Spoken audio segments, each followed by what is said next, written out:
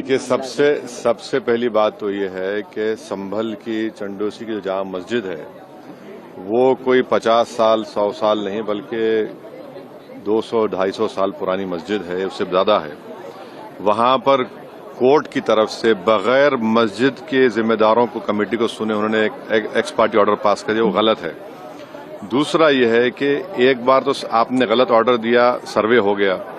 दूसरा सर्वे जब किया आपने किसी को इत्तला नहीं दी। तीसरी बात यह है कि पुलिस का ये काम था कि मस्जिद कमेटी को कॉन्फिडेंस में लेते या वहां की पीस कमेटी को।